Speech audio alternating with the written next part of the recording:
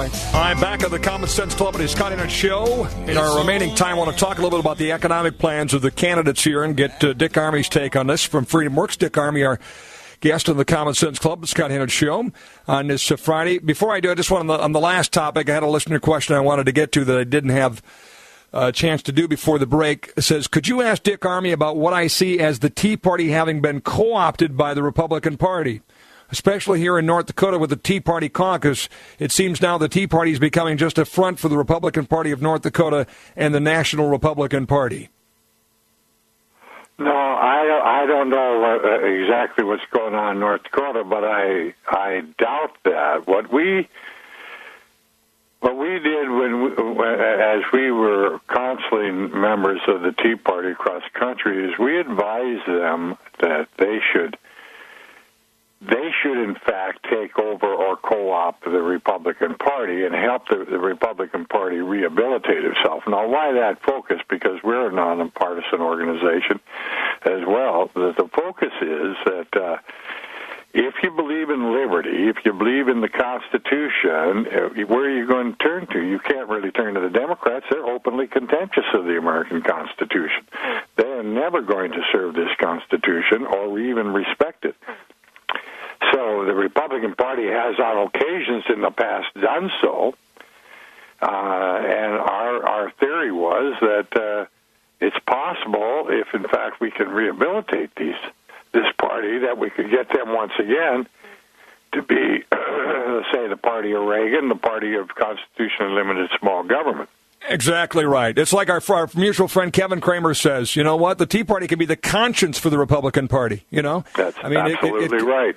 That's absolutely right. And so I by the way, I think our folks are always more or less on guard against becoming too enamored of the Republican Party. But quite frankly, the fact is the Republican Party, by way of the behavior of those folks in office in that party, has in the last since 2009 has behaved much more along the lines that we would have dreamed and hoped that they would have, and that they once did.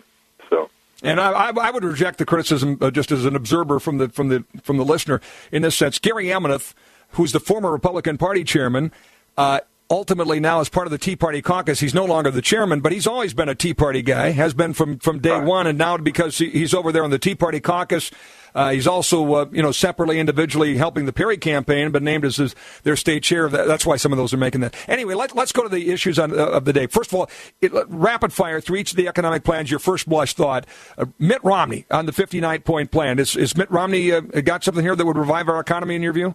Well, the biggest problem with Mitt's plan is it's hard to really find out exactly what it is. And then the other problem you have with Mitt Romney is, and a problem we have with all politicians, does he really mean it? And, this is always a problem with office holders and office seekers, so I think he's still going to have to try to overcome the whole problem of whether or not he's credible and can be considered reliable if he, in fact, wins the office. Why is he not credible?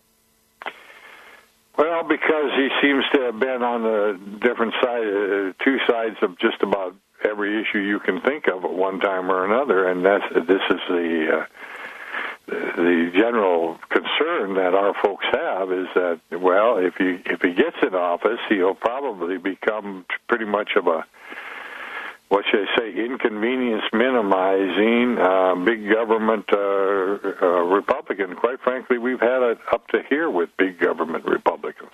Yeah, your folks are suggesting that the Tea Party opposition to Romney might be softening. If you feel as strongly as you do about him, how is it the Tea Party opposition is softening for him? Well, I don't know. I didn't realize it was. I don't know who's saying that. I think Matt Kibbe. Matt Kibbe works for Freedomworks. Is that right? Right.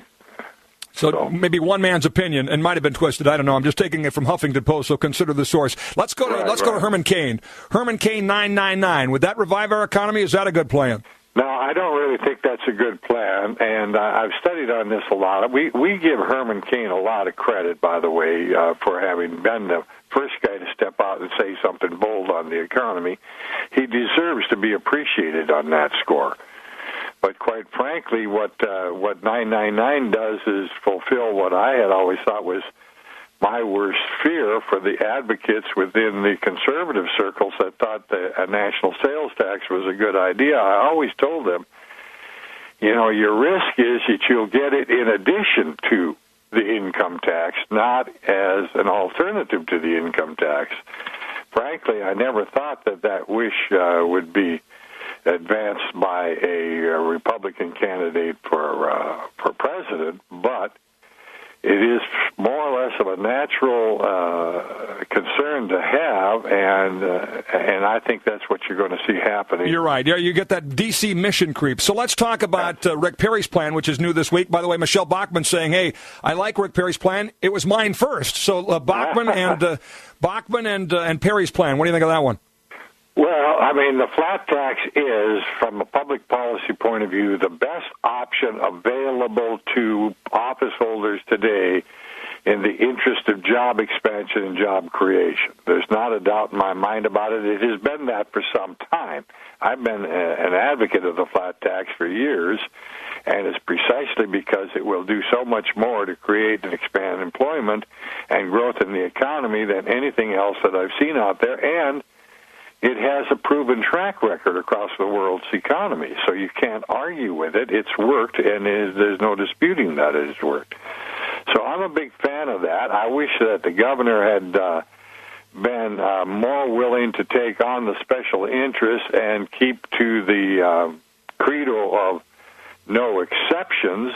But, we have Mike Pence and Jim DeMint out there. They're dropping bills. And we'll see what they do. It's my hope that they will put in bills that, in fact, do not have exceptions. I think the exceptions that the governor have are essentially just sops to political special interests out there. Do you think this Perry plan could revive his candidacy at this point? Well, it could. I think if he can't revive it with this, I don't think he'll be able to revive it. So, again, it could be a great shot in the arm for his campaign. It could have been a better one if he'd have kept it truly flat. He has a little problem saying we're going to get rid of the existing tax code and then coming back and saying, but anybody that doesn't like the flat tax will be free to choose to stay with the existing tax code. You really got to have it one way or the other. You're going to get rid of it, or you're going to let people opt to stay with it. I want to ask you also, another conservative group, American Majority, thought of as a Tea Party group of sorts, is urging Michelle Bachmann to quit the race, which is causing some to be a bit surprised. Do you think that's good advice? Well, I think she's got every right to stay in the race as long as she can. I'd like to see her, if she stays in the race, get her own campaign more back up on its feet than it's been. She's really got a real problem in that the campaign just seems to be sort of stuck, doesn't it? And I don't think the campaign apparatus does her justice. She's a great lady, brilliant lady, and speaks for a lot of us folks on a lot of issues. Hey, Dick Armey, always a pleasure. God bless you, sir. All the best to you. We'll talk to you again soon. Take care.